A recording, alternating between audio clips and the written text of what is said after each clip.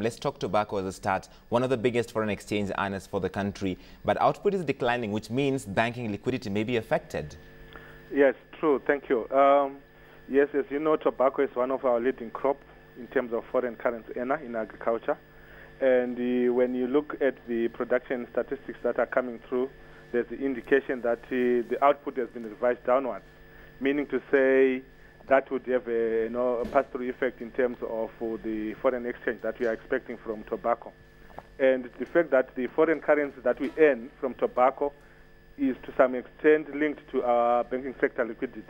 It means that our banking sector liquidity will remain under strain for some time. Is this also because of the multi-currency system Zimbabwe currently uses?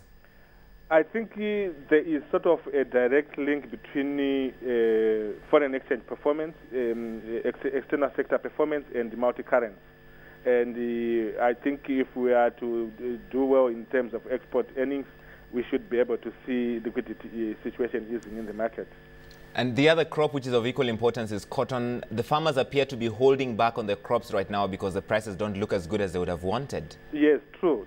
I think from the farmer's perspective, it appears that the current price offering, which is now fallen by almost like 50% when you compare to last season, it means that according to them, they may not be viable. It means they will be at a loss. As a result, they're preferring to hold on to their crop. Normally, if cotton season, which is supposed to have started in April, if it had started in earnest, what it means is this could be an additional source of foreign currency, which could try to as well ease the liquidity conditions in the banking sector. GDP output is also likely to get affected by the current load shedding because companies are losing man hours, production hours because of just consistent power outages.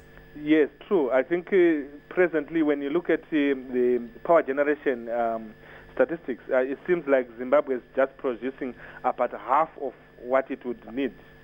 So meaning to say, ideally we should be able to import half of our other requirements, and we are not able to do so. And it means that shortfall is being transmitted via a sort of load shedding, and the load shedding entails loss of man hours. And from a company's perspective, in some instances where they have to resort to using generators, it means that you are using an expensive mode of power generation, and you become uncompetitive in these global waters. But it is not all bad news. There's also some good aspects here, like mining looking real good right now. Gold output in the first 4 months of the year higher compared to last year. Definitely. From the mining sector, you find out we have seen sort of an upward trend. And I think obviously benefiting from the favorable prices for gold right now. And on current trends, we should be able to hit the 15 tons that were projected by the minister last year. And this output trend is not just for gold, I gather, it's also for nickel, for high carbon ferrochrome, even for platinum and palladium. True. We have seen other minerals as well responding positively. Nickel, high carbon ferrochrome, some of these have been very important minerals for us. Nickel is coming from as a byproduct of platinum mining. As you know, our main mining company, which was Bindura Nickel, hasn't been operating. So nickel has mostly been coming as a byproduct of platinum group of metals. And again, when you look at the platinum and palladium, these minerals have shown a positive growth trend, which is a positive news for the market. We're also expecting inflation figures. They should have been out by now, but not just yet. Are we expecting any surprises out of that?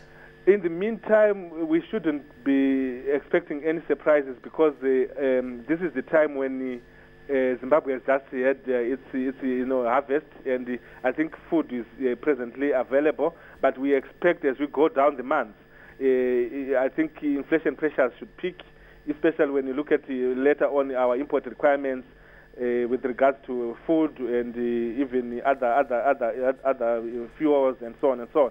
But in the meantime, we shouldn't expect any surprises in the coming months.